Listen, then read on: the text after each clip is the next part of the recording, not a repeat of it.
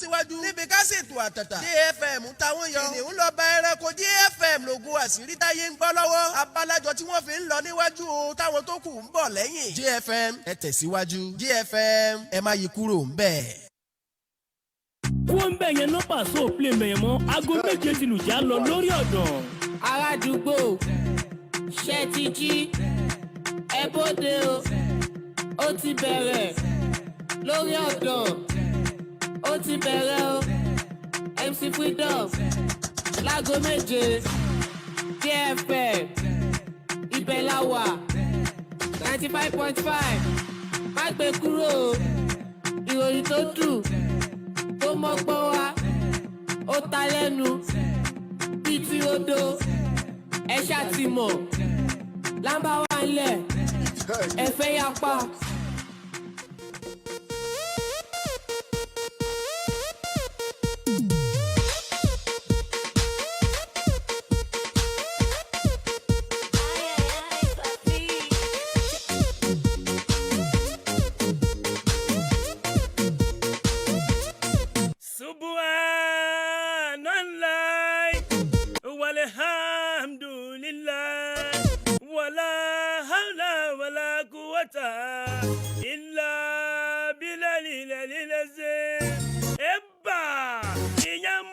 tí mo tún fi gbórí wọlé lówùúrọ̀ tèmi ó yá nínú ìdíje ife ẹ̀yẹ tilẹ̀ adúláwọ̀ gbẹ́gẹ́dẹ́gbiná lánàá alárèjàgbà nǹkan láǹfààní àti gbé nǹkan hánu nítorí pé 90 minutes ọ̀rọ̀ lójútùú 120 minutes ọ̀rọ̀ níyanjú àyàfìgbà tí wọ́n takú ti kíni bójúwò mi ń gbà sí ẹ eléyìí tó lóyìnbó ń pè ní penalty shootout ìyẹn ni ó fi pín gàrí lánàá láàrin ikọ̀ ẹgbẹ́ agbábọ́ọ̀lù lédè Egypt àti ikọ̀ ẹgbẹ́ agbábọ́ọ̀lù Cameroon tó gbàlejò nínú ìdíje ife ẹ̀yẹ tilẹ̀ adúláwọ̀ kí ló yọrí sí ẹjẹ́ kí Mohammed Salah Muhammadu Salah ẹni tó ń bá nàbí ìjórúkọ ẹjẹ́ kí pọ́n kú oríire congratulations to Mohammed Salah ti kọgbẹ́ agbábọ́ọ̀lù lédè Egypt torí pé wọ́n ti yan owó àṣekágbá ìyẹn ìdíje ti AFCON gbogbo ẹ̀ dọjọ́ Sunday ó máa nítumọ̀ ikọ̀ ẹgbẹ́ agbábọ́ọ̀lù ti Real Madrid àná ni wọ́n ṣàlàyé ọ̀rọ̀ fún wọn o wípé ṣáyìn nìkan ni Atletico Bilbao Athletic Club jáwọ́ fún wọn pẹ́sẹ̀ tá a bá ń sọ̀rọ̀ nípa ìdíje ti Spanish Copa dire ẹgbàgbé èèyàn ló bá dé nítorí pé kò ẹgbẹ́ agbábọ́ọ̀lù Athletic Club lánàá àmì ayò kan dondo nínú àwọn ilé ikọ̀ ẹgbẹ́ agbábọ́ọ̀lù Real Madrid yẹn ilé wọn kó nù díje Copa dire bó ṣe jẹ́ ni mo ṣe gbé sí létí wọn ó yá tó ti débi dédé lówùúrọ̀ àtòní lórí ràbájì gan àtún ti débi dédé náà nìyẹn orí pé kódékódé báyìí òun gangan là ń sàkóso ìta gbàgbàlà dẹ̀mbẹ́wé àjílẹ̀ kége ọ̀yá ọmọ mi ìjánu àyè 1 2 3 go ẹja túnjọ máa tràbìyà kádẹ máa gbéra wa pìsàpìsà kádẹ túnjọ máa gbéra wa tràbàyè ìyẹn nínú ẹ̀mí ìròyìn eré ìdárayá ni lórí ìkànnì tó ta gbangba tó dẹ̀ wà lókè kége ìkànnì JFM 95.5 ibẹ̀ láwà ó yá assalamu alaikum hallelujah eriwo ya àyàgbó fáwọn tó ń láǹfààní àti kó àwàjẹ proper ni ó dáńgbà náà ẹ ní problem irú èyí tí kò ẹgbẹ́ agbábọ́ọ̀lù Cameroon tó gbàlejò ní lánàá ó yá tún ti ń di woro sí woro nìyẹn bó ṣe ń lọ kò ṣe dúró mọ́ lápá bí torí pàṣà ò lè fọ́fá díẹ̀ ìgbọ́gbọ́n ò lè gédá díẹ̀ náà ó yá ti lọ àti dé ìgbà tá a padà dé ńkọ́ àwọn àtìgbòrò dé wa ládé ni wọ́n ní ká dé ó pẹ́ lórí wọ́n dẹ̀ ní kí bàtà pẹ́ lẹ́sẹ̀ wọ́n lẹ́ni orí yọ wọ́n ló di lẹ́nu àfin òkúkú ní ìwọjà kí gbogbo ayé ó má rí àfin òwọjà ká má rí ó ti bẹ̀rẹ̀ náà nìyẹn ó já nítorí pé kí ni fáìlì yàtọ̀ sí fàlì báńsà yàtọ̀ sí sójà mọ̀pọ̀ yàtọ̀ sí boy scout jagunjagun dẹ̀ yàtọ̀ sọ́lẹ́dẹ̀ gẹ́gẹ́ bá Àmọ̀tẹ́kùn ṣe yàtọ̀ sáwọn fijilantẹ́ ni ó já àwọn tèmi ń gbòòrò ayé wọ́n ní pé KPK ìyún ní pé kò pọ̀kẹ́ MC Freedom wọ́n dá wọn lóhùn wọ́n ní pé ó pọ̀ ìyẹn ni wípé OPP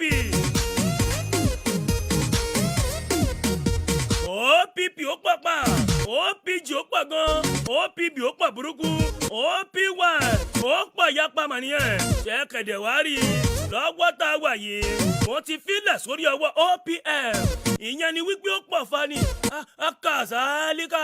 ó yá pápápá àwọn tèmi láwọn gbé wọ̀ bíi jàlábíà àwọn tèmi lónìí jímọ̀ wọ́n ti gbé wọ̀ bíi jàlábíà wọ́n dẹ̀ tún láwọn gbé wọ̀ bíi sùtánà wọ́n láwọn ti dàbora o gẹ́gẹ́ bí aṣọ bora ń gbòòrò ayé ni èmi kẹ̀ wọ́n ti pò bí ògì gbóná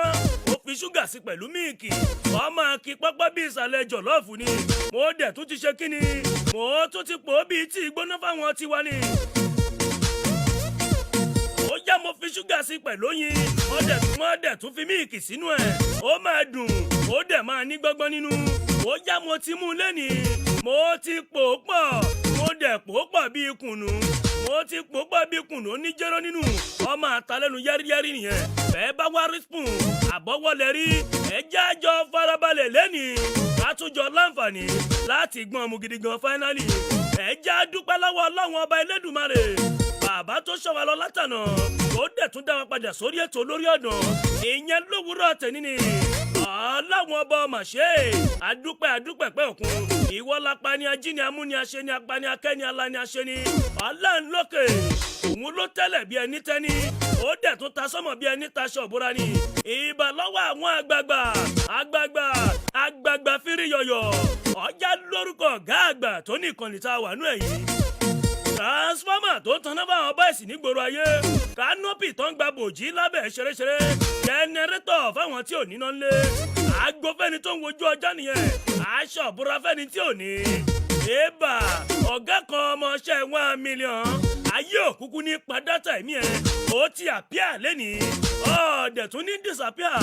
ọba ń gbọ́ pé alamta alehim ohun tá a bá ní la máa mú ta ẹ fẹ́ bọ̀ ló dẹ̀ bá dé wàláì ò ní fẹ́ bọ̀ ó ti jáde lẹ́nìí ò ní rógun àkólé ò ní rógun àkáwọ́ lórí fẹsẹ̀ jẹlẹ̀ sàmì àdúrà mo gbé tó ẹ̀mí bàmí máa jọba lọ lápá bẹ̀ ọjà lórúkọ àwọn ẹnjìníà wọn wà ń bẹ̀ tán dẹ̀ ń ṣe nọ́mà ẹnjìníà ṣèyí àtọ̀hún àti àtọ̀yẹbi ẹlẹ́nìyàn mọ́kùnrin bíi búrọ́ọ̀ṣì ó ṣẹ̀lùgbọ̀n bíi búrọ́ọ̀ṣì aláàgó lápá bẹ̀ ẹnì kejì òun ti talẹ̀ rògbòn ẹ̀ ókè ọjà lórúkọ gbogbo àwọn tájọ́ tó gbogbo ẹ̀pọ̀ lábẹ́ ẹnu Adémọ́lá Moses náà lórúkọ mi MC Freedom bẹ́ẹ̀ bá pa Adémọ́lá Moses bẹ́ẹ̀ dẹ̀ pa MC Freedom omi ẹ̀kọ́ ni ó àtòkè àti ìsàlẹ̀ join together akàsálíkà ó já kọ́kọ́rọ́ gbági ní sẹ́ ẹ mẹ́ẹ̀ẹ́fì sí ti mà pò kọ́kọ́rọ́ Ṣàngó ni wàláì kò sí tọ́jà gbòòrò ọ̀tọ̀ọ̀tọ̀ lọ́rọ̀ kọ́kọ́rọ́ tààfin ọ̀kẹ́rẹ́ tilẹ̀ ṣakíni ẹ lè fi sí tààfin báàgì wàláì ọ̀yà kan mọ́ lẹ́nu nítorí kò ní í síra wọn bó ṣe jẹ́ bó ṣe wà nìyẹn ẹ kúkú ti mọ̀ pé tó bá jẹ́ ti lámbà ọba lámbà ẹ̀rẹ̀ ó dẹ̀ máa múlẹ̀ fún ẹ nọ́mà ó bá dẹ̀ tún ti jẹ́ pé tí ìròyìn ni mẹ́ni ìròyìn wà ńlẹ̀ MC Freedom já wa tọ́jọ́ ọ̀yà ìdúró sí ìbẹ̀rẹ̀ òsì fẹ́ni tó gbé odòrù àbẹ́ni tó fomi atabọ́jú ẹ mọ̀ pé ni ó bá fomi atabọ́jú kò gbọ́dọ̀ dúró sójú kan náà a máa ṣe jàlàjàlà kiri ni a máa wábi tómi wà tó máa fi bọ́jú bọ́bá wa tún fomi bọ́jú tán kọ́ kò tún gbọ́dọ̀ dúró síbẹ̀ a máa wábi tó wẹ̀ níwà bá sọ tó máa fi nojú ni èmi kọ́ mo sọ bẹ́ẹ̀ ó ṣe rí mo gbé sétí ẹ̀yẹn ókè ẹ má jà fọ̀rọ̀ lẹ̀ sọ̀rọ̀ òní gangan lọ́jọ́ Jímọ̀ ọjọ́ ńlá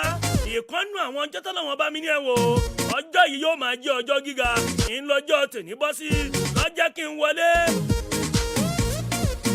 pẹ̀lú subhanallah alihamdulilayi ẹ filẹ̀ bẹ́ẹ̀ yẹn wọ́n dá òtù ẹ̀ kó dẹ̀ jẹ́ wà bẹ́ẹ̀ má gbèjà ọlọ́run ló sọ bẹ́ẹ̀ ọjà lẹ́ni ìjáde wọlé tèmi tí ò ní bọ́mọ aráyé nù o ìjà ìmúwádà ńkọ́ ọlọ́run ò ní fi síbi tó nira ohun gbogbo tá a bá wà ń dáwọ́lé yóò mọ̀ yọrí sí rere ni nígbà tí ìṣòògùn tí ò dẹ̀ kì í ṣèyàn tó jẹ́ pọ́lọ́run ọba mi òkè ni a ó ṣẹ́gun ọ̀tá alé a ṣẹ́gun ọ̀tá òde a ṣẹ́gun amọ́niṣe ni afàìmọ́niṣe ni a ṣe ni tán bá ní dárò àwọn ọmọ ará ayé nìyẹn kó ń bẹ̀ yẹn náà pàṣẹ òṣèré ń bẹ̀ yẹn mọ́ oh my god ẹ jẹ́ àníṣó ìyẹn níbo nìyẹn láàrin gbùngbùn ìròyìn torí pé mi ò ṣe kíni èmi ò sùn sójú kan náà ni mo ṣe sún ó yá àwọn tèmi lórí Facebook ìyẹn ti lè ṣe JFM 95.5 wọ́n tún ti wà ń bẹ̀ lónídìí gbé o ọ̀kárí ẹnjìníà yọmọ́lẹ̀ ọ̀làlẹ̀ wò ojú ẹ ò ní fọ́ ọwọ́ ẹ ò ní rọ ẹnu ẹ kò ní kọ jíjẹ láṣẹ Elédùmarè ó kàn ń ṣe mí bí kí n máa súre ṣàdúrà fáwọn tèmi lẹ́ni ni ẹ wò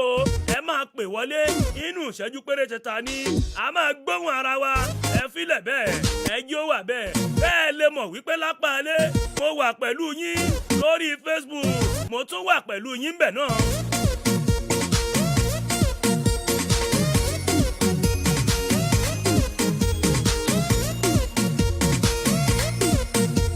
àwọn tèmi tún ti bẹ̀rẹ̀ lórí Facebook ìfẹ́ yìí ga ìfẹ́ yìí pọ̀ wọ́n ti ń ṣí ààrẹ lónígẹ̀ sí ẹ̀gẹ̀gẹ̀ wọ́n dẹ̀ ti ń ju kọ́mẹ̀ntì sílẹ̀ MC Freedom yẹ̀bẹ̀ wò kó o dẹ̀ tún ṣe kí ni kó o ti pàbọ̀ ọjọ́ ẹjẹ́ máa yí lulẹ̀ wìtì bí àpò ẹ̀wà kí n yí lulẹ̀ wìtì bí àpò òyèrè ó ní kálukú máa fetí tó tiẹ̀ ń bẹ̀ ìyẹn ló ní kọ́ngbẹ́kọ́ngbẹ́ ni ọjọ́ ẹjẹ́ kí n máa kà á lẹ̀ pẹ̀rẹ̀pẹ̀ nítorí pé bo ni mo gbà wọlé ọdẹ jẹ́ ń gba orílẹ̀-èdè wa Nàìjíríà wọlé Abdulsamad Alárajẹ ti wà lórí Facebook ó ní MC Freedom as the best JFM ò ní bàjẹ́ àyànfẹ́ pòlì pimman ó ní good morning ọ̀gá mi ọlọ́nlọ̀gá kú ń bẹ̀ yẹn náà àṣọ òṣèré mọ́ ń bẹ̀ Aláàjì Taofeek Ọlábísí ó ní akú ètò kò ní bàjẹ́ ọlọ́run ṣeun náà ni Ibrahim Ayọ̀ ọlámi òun náà ní good morning our home favourite station kò ní bàjẹ́ fún yín JFM dúró digbó dẹ̀wà fún yín ọ̀yá Táíwò cousin òun náà ti kí wa lórí Facebook Face Àyìndé dìgbì ló wà ń bẹ̀ Àfọ̀njá Àyìndé kọ́sítọ́mà dáadáa ni ó lóun bá Egypt dúró kò dẹ̀ ní í ṣewu kò ní bẹ́wu dé ẹ ti ń kí ọ̀tẹ́ bọ̀ báwọn ọ̀yá Prince Ajẹ́túmọ̀bí Rafael Sadio good morning MC Freedom may you walk and never stumble my dearest brother JFM ò ní bàjẹ́ o àwọn ti blues nìyẹn commando ọ̀yá níbo ní gangan ni mo ti bẹ̀rẹ̀ mo ti kó gbogbo ẹ̀ látòlédè wa Nàìjíríà ó tó di pé máa láǹfààní láti máa rékọjá lọ sílé òkèèrè ẹ mọ̀ pé mi àti yín a lè pọ̀ bí ike tọ́yọ́ ni. One on one again, me and you again, ṣàwàṣàwà ṣàkùṣàkù òkè ẹ máa jójó ayọ̀ lẹ́ni láṣẹ Elédùmarè àló ń ṣe mí gàlígàlí bí kí n máa rọ òjò àdúrà láwọn tèmi lórí ni ṣùgbọ́n ẹ jẹ́ ń karòyìn ìyẹn gangan la bá wá sóde. ó já lórílẹ̀‐èdè wa Nàìjíríà ibẹ̀ ni mo ti kó ìròyìn yẹn lẹ́ni àwọn àjọ CAF Federation of African Football eléyìí tó mójútó bọ́ọ̀lù aláfẹsẹ̀gbá nílẹ̀ adúláwọ̀ wọ́n ti ní ẹ wò ẹ̀yin orílẹ̀-èdè Nàìjíríà ẹ ti wẹ̀ ẹ ti yán kànkàn kódà ọ̀rọ̀ yín orí ọwọ́ 100% ló wà báyìí ẹ dẹ̀ ti mú yẹ̀sì lórí pé kíni àwọn àjọ CAF mà ti padà approve wa o wọ́n ní sẹ́rí pápá àṣẹrẹ MKO Abiola ìyẹn Moshood Abiola Stadium tó fi Àbújá ṣèkalẹ̀ ìyẹn National Stadium ti wá tẹ́lẹ̀ yẹn ni wọ́n láwọn ti wá ṣe àyẹ̀wò àwọn dẹ̀ ti rí pé gbogbo ẹ̀ ti mú yányán àti gbóúnjẹ fẹ́gbẹ́ àti tó gbà wo bọ̀ ń bẹ̀ gan pápá wọ́n wá ní fún díẹ̀ yìí àwọn ti approve pápá àṣẹrẹ ìgbábọ́ọ̀lù ti Àbújá eléyìí torúkọ rẹ̀ ń jẹ́ MKO Abiola Stadium wípé ẹ wò ipò ẹgbẹ́ agbábọ́ọ̀lù Super Eagles ilẹ̀ wa Nàìjíríà tá a bá fẹ́ gbàlejò ipò ẹgbẹ́ agbábọ́ọ̀lù Black Star torílẹ̀-èdè Ghana wọ́n láyè ti yọ o àná gangan òde yìí ń làwọn àjọ CAF ni wọ́n kọ lẹ́tà ránṣẹ́ tí wọ́n dẹ̀ fi rán post office tó deliver èèyàn fáwọn ikọ̀ ẹgbẹ́ agbábọ́ọ̀lù tilẹ̀ wa ni ẹ bá ti rí lẹ́tà ti dé ọwọ́ secretary ti àjọ NFL Nigeria Football Federation ọ̀dẹ̀ ti tẹ́wọ́ gba lẹ́tà yẹn lánàá kódà ó ti fi lé orí ìkànnì Instagram ti àjọ NFL òun ló jẹ́ kó di mímọ̀ fún wa pé tó ìfẹsẹ̀wọnsẹ̀ ìgbésẹ̀ kejì ìyẹn second leg tá a máa gba àlejò Ghana nínú ìdíje kòmẹ́sì ó yọ World Cup èlé tí wọ́n ń pè ní FIFA World Cup qualifier play-off tó máa wáyé nínú oṣù kẹta ìlú Àbújá la ti máa gbàlejò Ghana àwọn àjọ CAF ti approve ẹ̀ ṣẹ́ẹ̀dẹ̀ gbàgbé wípé Ghana Football Federation àwọn náà máa kọ́kọ́ gbàlejò wa ṣùgbọ́n lọ́wọ́ yìí àjọ CAF ti lòdì sí pápá àṣẹrẹ tó ń fẹ́ fi gbàlejò wa wọ́n ti káńsù ẹ̀ wọ́n ní kí wọ́n lọ wá pápá àṣẹrẹ míì wá tí wọn ọ̀dẹ̀ tí ìmọ̀dó tó máa dọ̀rùn ńlá sí báyìí ibi ọba wa padà já sí èmi máa já yín tán ṣùgbọ́n ìjọ CAF Confederation of Africa Football wọ́n ti yọ̀ǹda pápá ìṣeré ti MKO tó wà l'Àbújá o wípé ibẹ̀ gangan ni kí Super Eagles ibẹ̀ ní ká ti gbàlejò ìyẹn nínú play-off ìdíje World Cup qualifier mo ní ń já yín tán ni orí gbàjà àjà tán ó ń dájà sílẹ̀ nígboro ayé kóbakóba kò ní bàjẹ́ àwọn tèmi lórí Facebook wọ́n tún ti ń share rẹ̀ wọ́n ní kí ló ṣẹlẹ̀ lánàá mo ní ẹ má bínú nẹ́tíwọ̀kì ni wàláì tàláì ìyókù news ànẹ́dẹ̀ ti wà náà online ẹ bá ti débẹ̀ ẹ bá ń share rẹ̀ ó yà wọ́n ṣe wá ń gbọ́ pa wá Facebook fúngbà àkọ́kọ́ ìwọ náà lọ tẹ GFM 95.5 FM kó tẹ̀ sórí Facebook fóònù ẹ má lo tanná sọ́bẹ̀ o Android ló lè gbé wá ọdẹ máa mọ́lẹ̀ rókòso ìwọ náà ti rí múra tiwa lẹ́nìí ọlá Jímọ̀ là ń ṣe Ọlọ́run ṣàánú aṣọ àgání Balenciaga sí ẹ̀gẹ̀ ókè àtúnlò fìlàgọ́ ó ti àgẹ̀ sí ẹ̀gẹ̀gẹ̀ báyìí ìwọ náà wò ọyá ṣíà rẹ̀ lógúnlógún ọyá ṣíà rẹ̀ lọ́gbọ̀nlọ́gbọ̀n àròwó ra jàlábíà Ọlọ́run ṣàánú wa ó yá láti bẹ̀ ẹ jẹ́ ń bọ́ sínú ife ẹ̀yẹ tilẹ̀ adúláwọ̀ nǹkan fọná sórí lánàá alárèjàgbá nǹkan dẹ̀ láǹfààní àti gbé nǹkan hánu ṣùgbọ́n wúlọ́wọ́bọ̀ gbogbo ẹ̀ ọmọ ẹgbẹ́ agbábọ́ọ̀lù ikọ̀ ẹgbẹ́ agbábọ́ọ̀lù Liverpool méjì wọ́n máa padà pàdé láṣekágbá o ẹbí mi pa àwọn òwò nìyẹn ṣé ẹ mọ̀ wípé níjẹta ni ikọ̀ ẹgbẹ́ agbábọ́ọ̀lù orílẹ̀-èdè Senegal ni wọ́n ti yan ẹyọ tiwọn tí wọ́n ṣàlàyé ọ̀rọ̀ fún Burkina Faso lánàá ikọ̀ ẹgbẹ́ agbábọ́ọ̀lù orílẹ̀-èdè Cameroon tó gbàlejò ìdíje yìí wọ́n fojú wọn gbolẹ̀ àwọn ọmọ ayé wọ́n mú wèrèpè díẹ̀ wọ́n yìn sínú omi ìwẹ̀ wọn o wọ́n yìn sínú omi ìwẹ̀ àwọn ti Cameroon àwọn ló ṣiṣẹ́ láàbì yìí àwọn Fáráò ni ẹ mọ̀ pé bí àwọn Fáráò bí wọ́n ṣe gbá tẹ̀lé àwọn ọmọ Ísírẹ́lì lọ́jọ́sí tí wọ́n tẹ̀lé wọn wọnú òkun pupa bẹ́ẹ̀ náà ni wọ́n tún tẹ̀lé àwọn Cameroon lánàá o ṣùgbọ́n lánàá yìí òkun pupa ó máa bò Egypt mọ́lẹ̀ nítorí pé Fáráò gangan àwọn ni ó padà ṣe kíni àwọn ni ó padà tẹríba fáwọn Fáráò lódìdí 90 minutes ìwọ ojú mi èmi ojú òdòdó ló bá dé ládàrí àyò bá ní ní kíni ọyẹ nìṣó ń bẹ àfikún ìṣẹ́jú tó máa ṣẹlẹ̀ nìyẹn náà bá tún gbé extra time lé ẹ wá rí nínú extra time yìí kò tún sẹ́nì kankan tó rí àwọn he o ni wọ́n bá wò sùnsùnsùn ẹni tó jẹ́ akọ́nimọ̀ọ́gbá fúnpọ̀ ẹgbẹ́ agbábọ́ọ̀lù lè jẹ́ Egypt wọ́n bá lẹ bàbá ń red card pé wò àṣejù ẹ̀ pọ̀ ṣé ìwọ nìkan lọ́lọ́run dáyé fún ni ọ̀dà forí pápá lẹ̀ fún wa adarí ayò ọ̀nà red card fún ẹni tó jẹ́ coach àwọn Egypt ṣùgbọ́n gbẹ̀yìn ń lọ́ bá padà di penalty shootout ló di wípé bojú wò mí ń gba ṣe ibẹ̀ gangan ní kò ẹgbẹ́ agbábọ́ọ̀lù ti Cameroon iná ni a ti fọṣẹ yíra wọn o àwọn agbábọ́ọ̀lù wọn sì à ń gbá penalty bí ẹni wípé bọ́ọ̀lù ní kí wọ́n má fẹsẹ̀ kàn wọn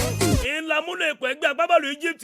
ìlòhùn bá ń yọ penalty wọn fòkìfòkì ó yọ penalty méjì ẹnìkan tá bá tún gbá tiẹ̀ lọ tróyìn àwọn ti Cameroon wọ́n gbá penalty lọ tróyìn o ṣẹ́ẹ̀dẹ̀ wàrà wọn Egypt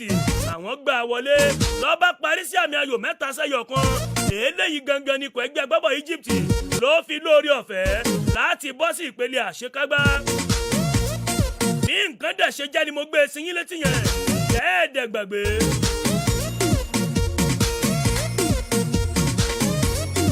wípé ikọ̀ ẹgbẹ́ agbábọ́ọ̀lù ti Senegal àwọn èèyàn ti yẹn ẹyọ tẹ́lẹ̀tẹ́lẹ̀ láti ìgbà wo nìyẹn láti ìgbà tó ti di pé wọ́n ti lukọ̀ ẹgbẹ́ agbábọ́ọ̀lù Burkina Faso ọjọ́ Sunday àṣekágbá kí ló máa ṣẹlẹ̀ Mohamed Salah pẹ̀lú Sadio Mane wọ́n máa pàdé ara wọn gẹ́gẹ́ bí ọ̀tá ìyẹn fún orílẹ̀-èdè kálukú ni ẹgbẹ́ ẹ̀yin tèmi kí ló máa ṣẹlẹ̀ lórí Facebook ẹ máa jù ú bẹ̀ àmọ́ kó o tó jù bẹ̀ rí ipò ṣíà rẹ̀ dáadáa jù ú síbẹ̀ máa kà á jáde prediction yín máa dẹ̀ tún gbà pé wọlé bẹ́ẹ̀ ni ẹ lè mọ̀ wípé a fọ́ fún yín àdẹ̀kóyè ẹ̀yin olólùfẹ́ wa kéré níkànnì yìí torí ẹ̀ la ṣe ń fọ́lù ara wa bọ́mbà tó bọ́mbà bó ṣe máa jẹ́ gangan nìyẹn ó dẹ̀ ti ń jẹ́ bẹ́ẹ̀ lápá bí ọyẹ́ ẹ jẹ́ kí n ṣe kí ni ẹ jẹ́ ń já yín tán bí ìfẹsẹ̀wọnsẹ̀ ṣe máa wáyé ìyẹn lọ́jọ́ Sunday ni. ṣẹ́ẹ́rí àṣekágbá lọ́jọ́ Sunday ó máa ṣẹlẹ̀ third place náà ó máa ṣẹlẹ̀ ṣẹ́ẹ́wárí top place yẹn gangan ọ̀la nìyẹn máa wáyé o ìfẹsẹ̀wọnsẹ̀ ibi tí ó ti máa jà síta ló máa ṣe pò kẹta láàrin orílẹ̀-èdè Burkina Faso àti orílẹ̀-èdè Cameroon ọ̀la ni ó ṣẹlẹ̀ ẹ gbọ́ kí ló máa bá dé. òkè ètò bá wọnú ètò lẹ́ni ẹ̀yìn tèmi ó yẹ kó ti yé eyín báwọn ọmọ alájẹ ni wá lápá bí. ó já Burkina Faso àti Cameroon ó bá ti ń di láago mẹ́jọ ọjọ́ sátidé lọ́la náà ló máa wáyé ta ló máa gbapò kẹta láàrin orílẹ̀-èdè Cameroon àti Burkina Faso. ọ̀yẹ́ máa jù ú lẹ́ńbẹ̀ lórí Facebook tẹ́ ń kọ́mẹ̀ntì yẹn ẹ jẹ́ ń wò ó gbogbo ẹ̀ ẹnìkan tó pè lánàá ni ò bá gbà á nítorí pé ó ní pẹnáùtì ló máa fi jọ́ọ̀jì ẹ̀ ṣùgbọ́n kò sẹ́ni tó máa jáwé olúborí pẹnáùtì ni ò jẹ́ láǹfààní àti sọ nǹkan kan lápá bẹ̀ ṣùgbọ́n gbogbo àwa àyókù kò sẹ́ni tó gbà á o. àṣekágbá yẹn kẹ̀dẹ̀rẹ̀ ọjọ́ Sunday ọjọ́ kẹfà oṣù kejì ló máa wáyé Sunday Super Sunday ni nítorí pé ipò ẹgbẹ́ agbábọ́ọ̀lù Senegal àti Egypt wọ́n máa pàdé ara wọn wọ́n á dẹ̀ fẹ́ kẹ́ ṣe ìnàjú ẹgbọ́ Sadio Mane àti Mohamed Salah ẹnìkan ṣàgbọ́dọ̀ gbé fi ẹ̀yẹ sókè nù wọn ta ló máa wá gbé sókè Ọlọ́run ṣàánú sáwọn ti Senegal ní àbáwọn ti Farao máa jù ú lẹ̀ ń bẹ̀ lórí Facebook ẹ ṣáà jẹ́ kẹ́mi máa múra kí n máa nìṣó ní òkèèrè torí pé ètò ó tún ti ra wọnú ètò wọ́n dẹ̀ kó wá fáwọn tèmi bíbà lónìí wíkẹ̀ndì ni ṣé ẹ mọ̀ páwọn líìgì tún ti padà dé ọ̀dẹ̀ tún máa zẹ̀ máa dẹ̀ já yín tán ọjà tó bá rí bẹ́ẹ̀ tó bá jẹ́ pé bákan náà lórí ẹnjìníà yìí dà ọ̀dọ́wọ́ rẹ̀ àmúlélẹ̀ jámánì sólẹ̀ òkèèrè torí pé ilẹ̀ òkèèrè ti yá fáínálì.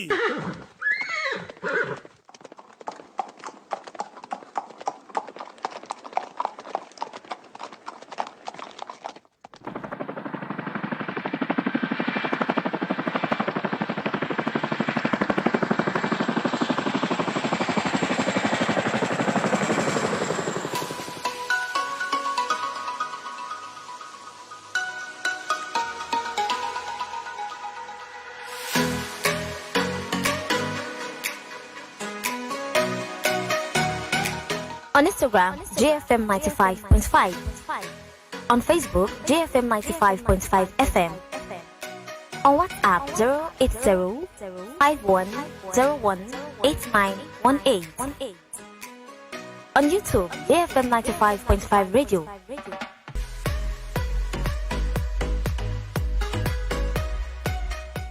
You can also reach us on our website at www.jfm955.com.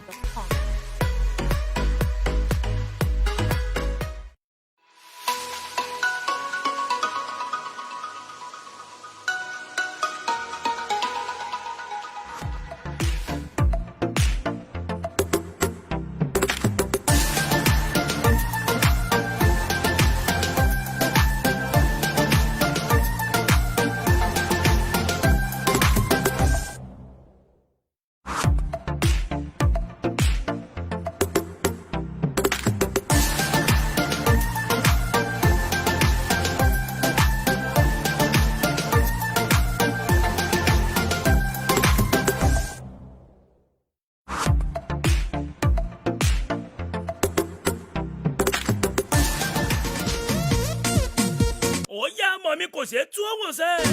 ọ̀ya ẹ fẹ́ bọ̀ ló bá dé ẹ ní fẹ́ bọ̀ wọ́n ti padà sílẹ̀ òkèèrè àwọn tèmi tún ti ń ju gbogbo ẹ̀ lẹ̀ lórí Facebook mo bá yín lẹ̀ pọ̀ bí ike tọ́bọ́nù náà ni ọ̀ya ẹ má jẹ́ adarawa láàmú o àwọn èèyàn tún ti ń ju prediction lẹ̀ wọ́n ní sẹ́rí Senegal àti Egypt ọ ní wọ́n ló máa gbá ìyẹn ay face Àyìndé oníṣẹ́ rí pẹ́nátì ni ó fi jọ́ọ̀jì ẹ̀ ó ní àmọ́ Cameroon máa lu Burkina Faso ìyẹn níbo nìyẹn lágbọ́n ti ìpele ẹlẹ́ẹ̀kẹta ni àwọn tàfíìsì bákà kínníkínní kò ní í sẹ́wọ́ kò ní í bẹ́wù dé kò ṣe tú ọ́wọ́ olúwamọ n-square international man forward ever backward never MC orí ẹ̀ pé ojú oore ọ̀yá náà ọ̀dàyè sọ́lù esma dígbì ló wà ń bẹ̀ òun náà ní máa jọba lẹ́mùsù freedom ọ̀dààmú òfòrò Yusuf Sars Amunda oní Egypt 2 Senegal 1 God bless GFM kò ní bàjẹ́ fẹ́yìn náà ẹ ṣáà máa ṣe ẹ̀ lógúnlógún ẹ já kí kálukú mọ̀ bó ṣe wà sí kí wọ́n dẹ̀ mọ̀ bó ṣe tún ṣe kíni bó ṣe ń ta lẹ́nu sí lápá Ṣakí ṣíà rẹ̀ dáadáa kẹ́ ẹ máa nìṣó ńlẹ̀ òkèèrè torí mi ò rọ́jọ́ mú solókùn ó yá ikọ̀ ẹgbẹ́ agbábọ̀ Chelsea ibẹ̀ ni mo gbà wọlé lówùúrọ̀ tèmi. Ìjẹ́ jẹ́mọ̀ wípé ìkan lára àwọn tó jẹ́ technical member ń kó ẹgbẹ́ agbábọ̀ Chelsea ó ti lọ sí Everton mo yìí ń bọ̀ lórí ẹ̀. Ṣùgbọ́n lọ́wọ́ yìí agbábọ̀ lọ́wọ́ àárín gbùngbùn fúnkọ̀ Chelsea eléyìí tó ń ṣe dáadáa tó ń gbóúnjẹ fẹ́gbẹ́ tó ń gbà wò bọ̀ mò ń sọ̀rọ̀ nípa tani mò ń sọ̀rọ̀ nípa Hakim Ziyech. Òun gangan màlẹ́ni tó jẹ́ akọ́nimọ̀ọ́gbá orílẹ̀-èdè Morocco ìní ń ta sí lọ́wọ́ tá a wà yìí. Ó ní ẹ wò ó tẹ́mi bá ṣì ń jẹ́ akọ́nimọ̀ọ́gbá fórílẹ̀-èdè Morocco ẹ gbàgbé lórí ẹ̀ mi ò ní pe Hakim Ziyech títí tí màá fi kúrò. Ó ní nítorí pé kí ni sẹ́ẹ̀rí Hakim Ziyech ó ní àfojúdi fún orílẹ̀-èdè rẹ̀ Morocco. Ó ní nítorí pé kí ni kò kí ń ka nǹkan kan sí. Ó ní tẹ́ ẹ̀ bá gbàgbé ìgbà táwọn pè é gbẹ̀yìn ọba dé báyìí ó máa sọ wípé òun ò tírẹ́nì pẹ̀lú àwọn akẹgbẹ́ òun àyàfi kó dórí pápá kó lọ gbáfẹsẹ̀wọnsẹ̀ akọ́nimọ̀ọ́gbá níní kíni níbo wọ́n ti ń ṣerú ẹ̀. Ó ní ẹ wò ó nínú September tóun pé gbẹ̀yìn níṣẹ́ ní sọ fún gbé ewo olùkọ́ni òun ọ̀mà lè tírẹ́nì àti pé òun ní ìfarapa ráńpẹ́ kan báyìí léyìí tó jẹ́ pé ń gbòun dẹ̀ padà bí àwọn Chelsea pé ń gbọ́ ṣé bọ̀bọ́ yìí ní injúrì ni àwọn yẹn ní kò ní injúrì o. Ìyẹn gangan ló fà á yóò jẹ́ kó pe Hakim Ziyech. Ó ní pé kò kí ń mú orílẹ̀-èdè rẹ̀ serious bó ṣe máa ń ṣe nínú ikọ̀ ẹgbẹ́ agbábọ̀ Chelsea. Ẹgbẹ́ ṣe bẹ́ẹ̀ lórí gẹ́gẹ́ bí ẹni tó jẹ́ akọ́nimọ̀ọ́gbá Morocco ìyẹn Fadi Iladosi gẹ́gẹ́ bó ṣe gbé jáde lèmi náà ní ìjà yín tán yẹn. Tẹ́ẹ̀dẹ̀ wá gbàgbé wípé tẹ́ ẹ bá wo gbogbo àpapọ̀ gò tí Hakim Ziyech tó ti gbá wọlé fórílẹ̀-èdè Morocco 17 goals ló mà ti gbà nínú ìfarahàn tí ò tí ju 40 lọ. Góò 17 nínú ìfarahàn 40 17 goals in 40 appearances. Ṣùgbọ́n o akọ́nimọ̀ọ́gbá ní ẹ wò ó bá máa gbábọ̀ bíi Lionel Andres Messi tàbí kóríkìkì rẹ̀ kàn ju ti Cristiano Ronaldo lọ tí ò bá yí ìgbé ayé rẹ̀ yẹn padà òun ò ní pè ságbọn ti Morocco tóun bá sì wà mẹ́ gẹ́gẹ́ bí akọ́nimọ̀ọ́gbá. Ẹ̀yin ti Chelsea ẹ jẹ́ bá Hakim Ziyech sọ̀rọ̀ ó lè ṣàtúnṣe lápá abẹ. Mo ní ń já yín tán ni orí pàjá àjá tán ó máa ń dájà sílẹ̀ ìyẹn nígboro ayé ni. Ọjọ́ ẹ jẹ́ kí n ṣàlàyé fún yín. Ìkan lára àwọn amúgbálẹ́gbẹ̀ẹ́ tó ń ṣiṣẹ́ pẹ̀lú Thomas Tuchel gẹ́gẹ́ bí inner room coach tàbí gẹ́gẹ́ bí assistant coach. Mò ń sọ nípa Ashiko tàbí Edward Ashiko. Lọ́wọ́ tá a wà yìí ó ti fi kọ́ Chelsea sílẹ̀ ó dẹ̀ ti lọ darapọ̀ mọ́ Frank Lampard o gẹ́gẹ́ bí assistant manager ìyẹn nínú ikọ̀ ẹgbẹ́ agbábọ́ọ̀lù ti Everton ni. Lánàá ìkan lára àwọn technical chief nínú ikọ̀ Chelsea ìyẹn Peter Cech òun gan ló kọ́ congratulate Joko Ashiko jàre wípé bọ̀bọ̀ mò ń wí ìṣẹ́ wẹ́ẹ̀lì o pẹ̀lú bó ṣe lọ ń darapọ̀ mọ́ ikọ̀ ẹgbẹ́ agbábọ́ọ̀lù Everton lábẹ́ olùkọ́ni Frank Lampard yóò ṣe é gbàgbé wípé àtiyọ ọdún eléyìí tí Edward Ashiko tó fi láǹfààní láti wà pẹ̀lú ikọ̀ ẹgbẹ́ agbábọ́ọ̀lù Chelsea ó ń lọ bí 27 years tó fi jókòó sí Stamford Bridge láti kékeré ní láti academy lọ́gbọ́n tá a wá wà yìí ó ti lọ darapọ̀ mọ́ Frank Lampard gẹ́gẹ́ bí assistant manager ìyẹn nínú ikọ̀ ẹgbẹ́ agbábọ́ọ̀lù ti Everton. Peter Cech ti kí ó ní ọ̀hún máa sàn án síre ọ̀hún á sàn án sówó ó ní lórúkọ gbogbo àwọn ikọ̀ ẹgbẹ́ agbábọ́ọ̀lù Chelsea lápapọ̀ òun làwọn ń kí Edward Cole àwọn ń kí o wípé ibi tó ń lọ máa sàn án yọ̀ọ́ dẹ̀ kéré bọ̀ ìyẹn lápá bẹ̀. ṣèbéèdè gbàgbé pé Thomas Tuchel ló gbaṣẹ́ lọ́wọ́ Frank Lampard ti gbaṣẹ́ Everton báyìí ó dẹ̀ tún ti mú assistant manager lábẹ́ Thomas Tuchel. Ó ní ẹ wò ó àwọn máa mí ìsí rẹ̀ o gẹ́gẹ́ bí Peter Cech bó ṣe fi léde sí gbòòrò ayé lèmi náà já yín tán bẹ́tà àmọ́ Frank Lampard náà wá ti sọ̀rọ̀ ó ní bí ò bá nídìí obìnrin ò kì í jẹ́ kúmọ́lú o ẹ̀yin ti Chelsea ẹ máa gbọ́ dáadáa. Ó ní ìdí tóun fi pe tani tóun fi pe Edward Ashiko ní pé ó ti ní ìrírí dáadáa gẹ́gẹ́ bí agbábọ́ọ̀lù nínú líìgì líìgì tilẹ̀ Gẹ̀ẹ́sì. Ó ní bákan náà ó tún ti ní ìrírí gẹ́gẹ́ bí amúgbálẹ́gbẹ̀ẹ́ olùkọ́ni Thomas Tuchel. Ó ní pẹ̀lú ìrírí méjèèjì yìí àti ìrírí agbábọ́ọ̀lù àti ìrírí assistant manager, ó ló máa wúlò fáwọn dáadáa nínú ikọ̀ ẹgbẹ́ agbábọ́ọ̀lù ti Everton. Ó níṣẹ́ rí pẹ̀lú gbogbo ọgbọ́n ìmọ̀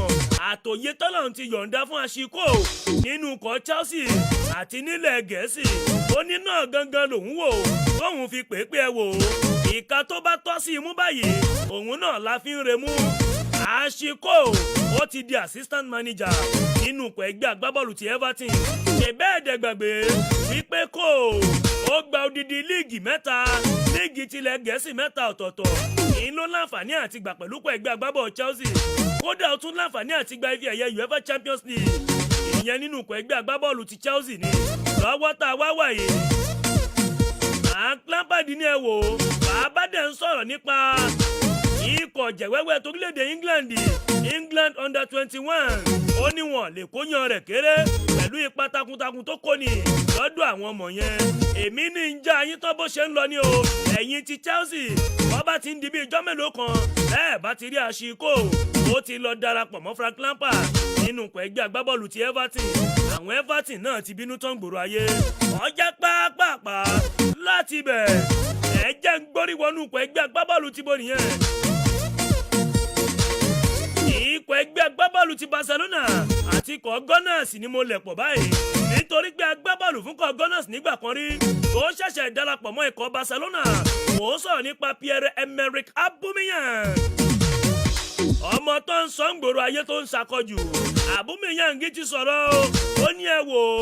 ìṣòro ẹyọ kan dondo tóun ní nínú ikọ̀ ẹgbẹ́ agbábọ́ọ̀lù Gunners. Òun gangan ni akọ́nimọ̀ọ́gbà wọn Mikel Arteta.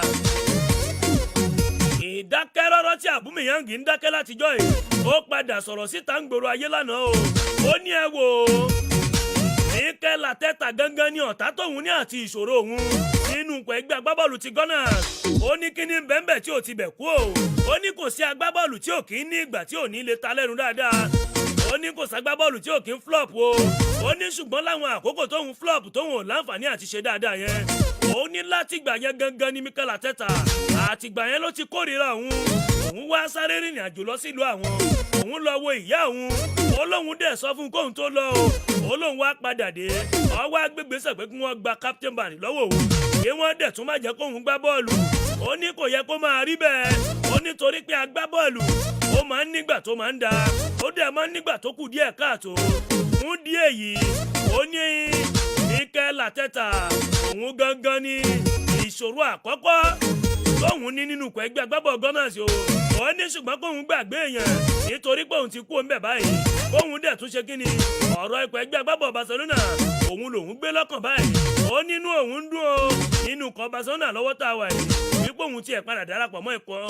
ìkan lára àwọn ikọ̀ ẹgbẹ́ agbábọ́ọ̀lù tó ń ṣe dáadáa jùlọ lágbàáyé. Ó wá ti sọ̀rọ̀ ṣàlàyé ó ní ṣẹ́rísítà tòun ó bá ikọ̀ ẹgbẹ́ agbábọ́ọ̀lù Barcelona mu wípé ìṣọwọ́ gbá bọ́ọ̀lù tòun ó papọ̀ mọ́ bí Barcelona náà ṣe ń gbà. Ó ní fún díẹ̀ yìí òun fi gbogbo ọmọ Barcelona lọ́kàn balẹ̀ wípé òun máa mi àwọn fún ikọ̀ Barcelona dáadáa yàtọ̀ sí tèyí tóun mì gbẹ̀yìn nínú ikọ̀ ti Gunners. Ó lóun ti ṣetán láti ṣiṣẹ́ papọ̀ pẹ̀lú tani Xavi Hernandez ìyẹn ni tó jẹ́ akọ́nimọ̀ọ́gbà wọn. Ó wá ní ṣùgbọ́n nǹkan kan ló máa dùn mọ́ òun jù ìbádẹ̀ dára o. Òun ṣiṣẹ́ papọ̀ pẹ̀lú ọ̀rẹ́ òun pàtàkì dáadáa àwọn ti jọ gbá bọ́ọ̀lù rí nínú ikọ̀ ẹgbẹ́ agbábọ́ọ̀lù Borussia Dortmund ìyẹn Ousmane Dembele ní. Ẹ̀ẹ́dẹ̀ gbàgbé pé lọ́wọ́ tá a wà yìí ọ̀rọ̀ Ousmane Dembele ò tí ì níyanjú pẹ̀lú ikọ̀ ẹgbẹ́ agbábọ́ọ̀lù Barcelona. Ṣùgbọ́n Pierre-Emerick Aubameyang ti sọ̀rọ̀. Ó ní òun ti sọ fún Xavi Hernandez pé gbàgbé tó bá jẹ́ pọ́wọ́ iwájú ló fẹ́ lòun sí gẹ́gẹ́ bíi nọ́mbà 9 ó lòun máa ṣe dáadáa. Ó dẹ̀ jẹ́ pé lọ́wọ́ ẹ̀gbẹ́ wíńgà ìyẹn náà ló fẹ́ lòun sí. Ó ní kò séyìí tó burú mbẹ̀. Ó ní pómi ẹ̀kọ́ náà ni gẹ́gẹ́ bí Aubameyang agbábọ̀ Gunners tẹ́lẹ̀ rí gẹ́gẹ́ bó ṣe fi léde mọ́jà yín tán bẹ́tà. Ẹ̀ẹ́dẹ̀ gbàgbé wípé àdéhùn rẹ̀ tó máa fi dòpin sáà àti Gunners o àti Barcelona wọn á jọ máa pín owó ọ̀yà rẹ̀ san ni. Òní ìjà yín tán ni. Ó já pápápá nínú ikọ̀ ẹgbẹ́ agbábọ́ọ̀lù ti Napoli. Ǹjẹ́ ẹ jẹ́ mọ̀ wípé ikọ̀ ẹgbẹ́ agbábọ̀ Newcastle wọ́n ṣe ètò owó tó lọ bíi €140 million wọ́n kó lọ fáwọn Napoli ní January wípé àwọn fẹ́ gbé Victor Osimhen, àwọn dẹ̀ fẹ́ gbé Fabian Ruiz, àwọn fẹ́ gbé Fabian Ruiz agbábọ̀ lọ́wọ́ àárín ikọ̀ ẹgbẹ́bọ̀ Napoli àtàgbọ́wọ́ wájú wọn. ẹ gbàgbé pé Victor Osimhen ó ń gbá owó wájú fúnkọ̀ Napoli. Fabian Ruiz ìyẹn dẹ̀ jẹ́ midfielder fún wọn. àwọn ikọ̀ ẹgbẹ́ agbábọ̀ Newcastle wọ́n wá kó 140 fáwọn méjèèjì, €140 million wọ́n láwọn fẹ́ fi gbé àwọn méjèèjì. àṣẹ ikọ̀ ẹgbẹ́ agbábọ̀lù Napoli àwọn ni wọ́n yẹ wípé ẹ̀yin kẹ̀ àṣetán láti ta àwọn ògo tiwa fún yín, àti wípé àwọn agbábọ̀ méjèèjì gan àwọn náà láwọn ò ní interest láti darapọ̀ mọ́ ikọ̀ ẹgbẹ́ agbábọ̀ Newcastle. òun ní ń já yín tán ni orí pàjá àjà tán máa dájà sílẹ̀. ẹ̀yin ti wà lórí Facebook, ẹ mọ̀ share, ẹ mọ̀ kọ́mẹ̀ntì sómù ń bọ̀ lápá bẹ̀. mo dẹ̀ máa gbà pé náà orí pàjọ lẹ̀pọ̀ ni bí ike tọ́bọ́nù náà. ọ̀ya ikọ̀ ẹgbẹ́ agbábọ̀ Real Madrid wọ́n ní ẹ wò ó, ẹni tó bá jù ní lọ ó lè jù nínú. ikọ̀ ẹgbẹ́ agbábọ̀ Real Madrid láwọn ti ń bẹ̀rù Man City báyò nítorí pé wọ́n ti bá wọn ẹsẹ̀ kan náà bọ́ ṣòkòtò, nítorí pé ikọ̀ Man City wọ́n ń fà á, Real Madrid náà ń fà á. tani wọ́n ń fa Erling Haaland, àwọn méjèèjì ni wọ́n fẹ́ gbé báyò. ṣùgbọ́n Real Madrid ti ní ẹ wò ẹ̀rù ń bà wá bí Man City ṣe gbórí wọlé yìí. ó ṣeéṣe kó jẹ́ pé ikọ̀ Man City iná ni Erling Haaland ló máa jámọ́ lọ́wọ́. gẹ́gẹ́ báwọn ti Real Madrid ṣe gbé jáde nígboro ayé, èmi náà ní kí n já yín tán bẹ́tà yẹn. ọjà nínú ikọ̀ Real Madrid náà mú sí wa ikọ̀ Athletic Bilbao wọ́n mà lékọ̀ Real Madrid jáde kúrò nínú ìdíje Copa del Rey ìyẹn lánàá.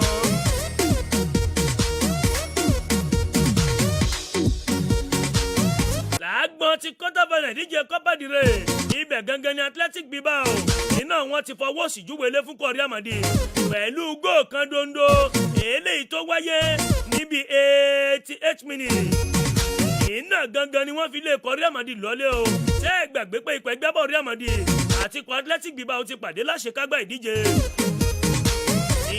Spanish Copa del Rey níbẹ̀ gangan ni Real Madrid ni wọ́n ti fi ikọ̀ ẹgbẹ́ agbábọ́ọ̀lù Athletic Bilbao wọ́n ti fi wọ́n gba ife ẹ̀yẹ lápá bẹ̀. ṣùgbọ́n àwọn yẹn náà wá ti bínú padà wá. wọ́n ní ẹ wò ó lọ́wọ́ yẹ ẹ̀sùn gbọ́dọ̀ nà wá ń gbẹ̀ lẹ́ẹ̀kejì ni wọ́n bá lu ikọ̀ ẹgbẹ́ agbábọ́ọ̀lù Real Madrid wọ́n lù wọ́n lọlé o. bẹ́ẹ̀ dẹ̀gbà wípé Athletic Bilbao àwọn náà lọ yọwọ́ kílàńkó Barcelona kúrò nínú ife ẹ̀yẹ ti Copa del Rey. níbo ló máa já sí ẹja wo gbogbo ẹ̀ ó ní ń gbé sétí yín ni orí pàjá àjà tó ń dájà lẹ̀. agbábọ̀ Chelsea nígbà kan rí tó tún gbábọ̀ nínú ikọ̀ ẹgbẹ́ agbábọ̀ Ghana onírun jẹ̀ǹtẹ̀ yẹn ni ó sọ̀rọ̀ nípa William. ó ní ẹ wò ó ní kíkúrò tóun kó onú kọ Ghana ó ní tó pé òun gangan nìyẹn o. ó ní lóòótọ́ àti lódodo owó tí kọ Ghana sì ń fún un pọ̀ dáadáa. ó ní kódà kò tó ìlàjì eléyìí tóun ń gbà lọ́wọ́ tá a wà yìí ìyẹn nù pẹ́ ẹgbẹ́ agbábọ́ọ̀lù Corinthians. ó ní ṣùgbọ́n èwo làǹfààní kéèyàn gbowó kínú èèyàn má dùn pẹ̀lú owó tóun ń gbà. ó ní torí pé kíni inú òun ò dùn nínú kọ Ghana sí rárá. ó ní inú dídùn iná ló dẹ̀ mórí yá. ó ní bínú òun ò bá dùn báwo lòun ṣe fẹ́ ṣe dáadáa. ó ní náà ni òjò òun rí bọ̀ gbáradá nínú kọ ti Ghana so. ṣe mọ̀ pọ́dún mẹ́ta ló kọ́ bọ̀ pẹ̀lú kọ Ghana lẹ́yìn tó kúrò nínú kọ Chelsea pẹ̀lú àdéhùn ọlọ́fẹ̀ẹ́. ṣùgbọ́n kò lójú ọdún kan lọ ó fi padà sí ilé nínú ikọ̀ ẹgbẹ́ agbábọ́ọ̀lù Corinthians. lọ́wọ́ tá a wá wà yìí ó nínú òun dùn dáadáa nínú ikọ̀ ẹgbẹ́ agbábọ́ọ̀lù Corinthians ṣùkọ́ òun wá wà nínú ikọ̀ Ghana sí tóun ò ní láǹfààní àti rí inú dídùn. ó ní lóòótọ́ àti lódodo àdéhùn tóun ṣe pẹ̀lú ikọ̀ Ghana sí ní láti gbé wọn wọ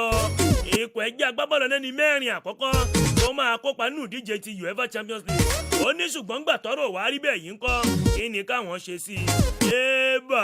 mo ní ń já yín tán ni orí pàjá ìjà tán ó máa ń dájà sílẹ̀ ìyẹn nígboro ayé. ébà ó já pápápá ẹ̀yẹn ṣáàmọ́ sí ààrẹ nìṣó kọ́mẹ̀ntì ti pọ̀ ilẹ̀ ti kún sí àyẹn ni ò tí ì tó ẹ bù ú ní kẹ̀múkẹ̀mú.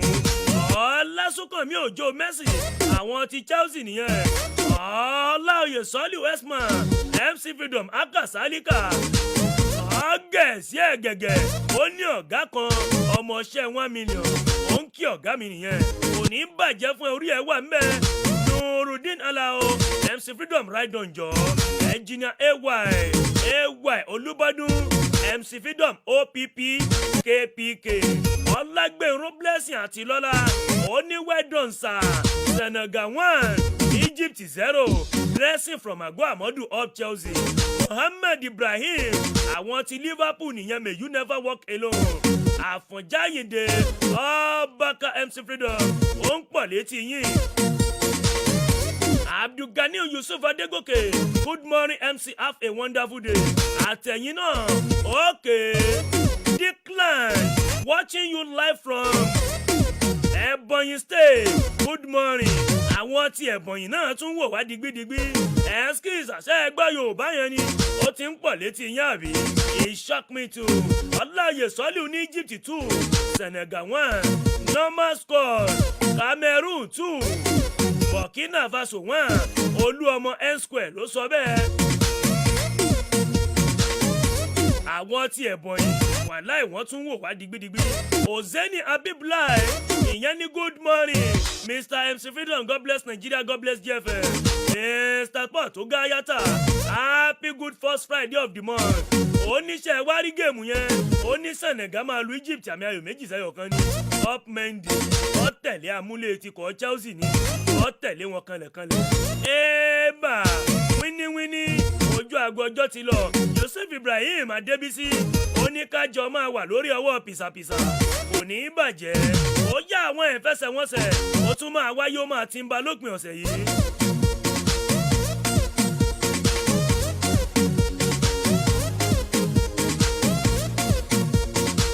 Wárí akọ́nimọ̀ọ́gbá Manchester United Ralph Ragnick ó ti ní ẹ wo bíbà yìí ìdí tóun ò fi yọ̀ǹda Jesse Lingard láti lọ ṣe àgbàsìn nínú ikọ̀ ẹgbẹ́ agbábọ́ọ̀lù míì ni pé òun ti mọ̀ wípé ọ̀rọ̀ Mason Greenwood ó ṣeéṣe kọ́rọ̀ rẹ̀ yọrí sí pé káwọn yọ orúkọ rẹ̀ kúrò nínú kíníyẹn kúrò nínú ikọ̀ ẹgbẹ́ agbábọ́ọ̀lù eléyìí tó láǹfààní àti kópa fún Man U lọ́wọ́ yìí látàrí ìwà àìsùn eléyìí tí wọ́n fi kàn ẹ̀sùn ìfipábánilòpọ̀ ní. Ébà akọ́nimọ̀ọ́gbá ti Everton titun Frank Lampard ti gbé òfin tuntun kalẹ̀ o. Oníṣẹ́ rágbábọ́ọ̀lù tó bá pẹ́ dé meeting tàbí tó bá pẹ́ dé training oníṣẹ́ rí owó ìtanràn tí ó máa san ó bá fi lè pẹ́ láàrin ìṣẹ́jú kan £500 lọ́sàn-án ó bá di ìṣẹ́jú méjì ó di £1,000 ó di ìṣẹ́jú mẹ́ta ó di £1,000 £1,005 ó ní fún every minute bágbábọ́ọ̀lù bá pẹ́ dé £500 ni ó mọ̀ san o. Ó ní kódà bàbá ń jẹun lọ́wọ́ àbá ń ṣèpàdé bí fóònù agbábọ́ọ̀lù kan bá ríngì ó ní £1,000 ni ó san owó ìtanràn. Ó ní bọ́bá wá kọ̀ tí ó tẹ̀lé gbogbo àwọn òfin yìí £5,000 ni ó mọ̀ san. Frank Lampard ti gbé òfin tuntun jáde o. Kódà òfin tuntun yẹn ní agbára gan ni o. Oníṣẹ́ ẹlẹ́nikẹ́ni tó bá wá rú gbogbo òfin lápapọ̀ lẹ́ẹ̀kan náà £20,000 iná ni ó máa san gẹ́gẹ́ bí owó ọ̀yà. Mo ní ń já yín tán ni àjá tán ó máa ń dájà sílẹ̀ ìyẹn nígboro ayé. Lópin ọ̀sẹ̀ yìí líìgì tún máa láǹfààní àti gbìnàyà. Ébà ètò ti wọnú ètò ọjà jẹ́ ń gbé sí létí nínú ìdíje ti La Liga bó ló ṣe máa ṣẹlẹ̀ lópin ọ̀sẹ̀ kò sí líìgì nílẹ̀ Gẹ̀ẹ́sì lópin ọ̀sẹ̀ yìí ó di àárín ọ̀sẹ̀ ẹ̀jẹ̀ ń já yín pẹ́ lẹ́nìí Getafe àti Levante aago 9 ni H àti Aláfẹ́ lọ́la láago 2 ni Mallorca pẹ̀lú Cádiz aago 2 kọjá ìṣẹ́jú 15 lọ́la ni Celta Vigo àti Rayo Vallecano 6:30 ní lọ́la Osasuna pẹ̀lú Sevilla aago 9 ní lọ́la Valencia pẹ̀lú Sociedad aago 2 lọ́jọ́ Sunday ikọ̀ ẹgbẹ́ agbábọ̀ Barcelona àtòwọn àti Atletico Madrid ìgbà ọ̀jẹ̀ méjì nìyẹn ọjọ́ Sunday ni 4:15 ní lọ́jọ́ Sunday ló máa wáyé ìfẹsẹ̀wọnsẹ̀ Real Madrid pẹ̀lú Granada aago 9 alẹ́ ní lọ́jọ́ Sunday. Ébà ẹ wò máa drop gbogbo ìfẹsẹ̀wọnsẹ̀ tó kù ìyẹn sórí Facebook tiwa ń bẹ̀ ẹ máa lọ ṣàyẹ̀wò ẹ̀ ń bẹ̀ torí pé ètò ó tún ti wọnú ètò. Ọpẹ́ pàtàkì lọ́wọ́ gbogbo àwọn tá a jọ ṣètò tèní tó fi dùn tó fi ní gbọ́ngbọ́n nínú ẹ̀yin tiwa lápá ilé ẹ̀ má bínú àláǹfààní àti gbà pé ètò ló wọnú ètò ìfẹsẹ̀wọnsẹ̀ ọ̀dẹ̀pọ̀ ó tún ya mìíràn o kódà lánàá gan ìfẹsẹ̀wọnsẹ̀ wáyé níbo nìyẹn nínú ife ẹ̀yẹ kò mẹ́sì ó yọ world cup qualifier Jamaica ríyà Costa Rica lu àmì ayò kan dondo ni USA olú Honduras àmì ayò 3-0 ni Canada lu ikọ̀ ẹgbẹ́ agbábọ́ọ̀lù Salvador àmì ayò 2-0 ni Mexico lu Panama àmì ayò kan dondo ni oh my god Real Betis ìlú Real Sociedad àmì ayò 4-0 nínú díje ti Copa del Rey títí ọjọ́ ajé tèmi àti yóò mọ̀ pàdé Adémọ́lá Moses lórúkọ tèmi MC Freedom bẹ́ẹ̀ bá pàdé Mọ́lá Moses bẹ́ẹ̀ dẹ̀ pẹ́ MC Freedom omi ẹ̀kọ́ náà ni àtòkè àti sàlẹ̀ join together títí ọjọ́ ajé ọ̀hún ẹ̀yin tèmi lórí Facebook àtẹ̀yìn tẹ́ gbọ́ mi lápá alẹ́ ẹ ṣé mo dúpẹ́ lọ́wọ́ yín títí ọjọ́ Monday.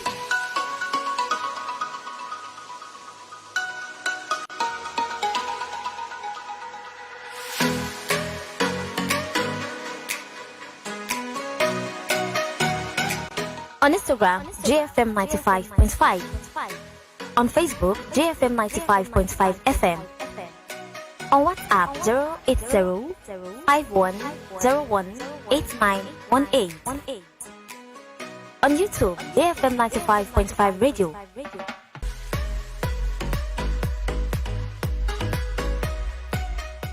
You can also reach us on our website at www.jfm955.com.